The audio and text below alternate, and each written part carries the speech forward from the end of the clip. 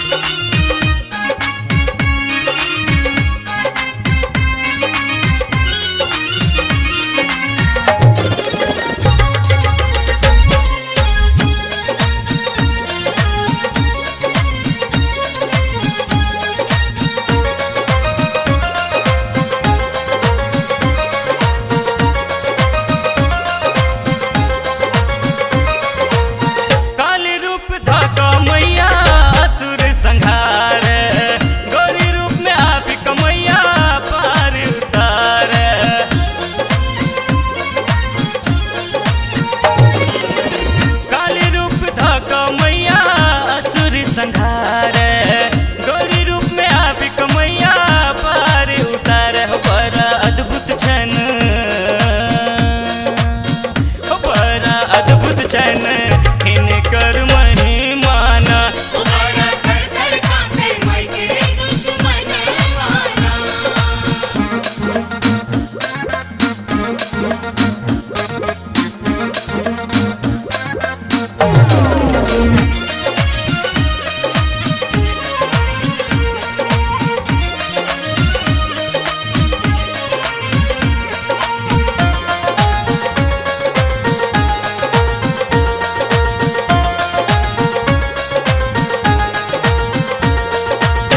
जय जयकार करन तीनों लोकक प्राणी विपत हरै छत मैया अम्बे महारानी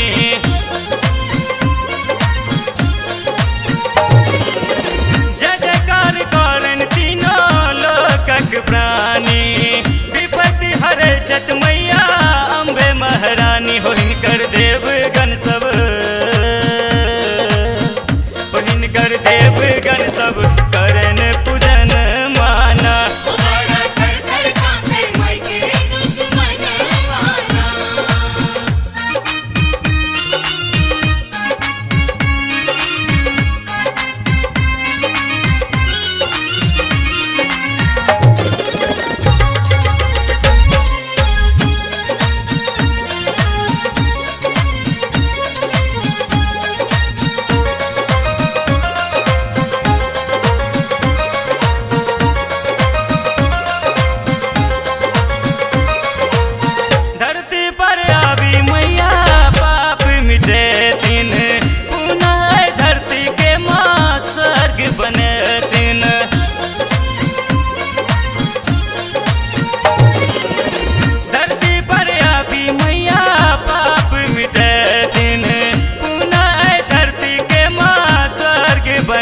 हो देथिन सबके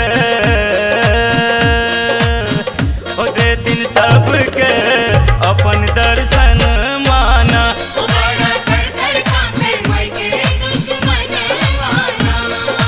तेरवा पर बैसल हाथ में तलवार एलखिन है मैया लक कलयुगी अवतार शेरवा पर बैसल हाथ में तलवार एलखिन है मैया लक कलयुगी अवतार।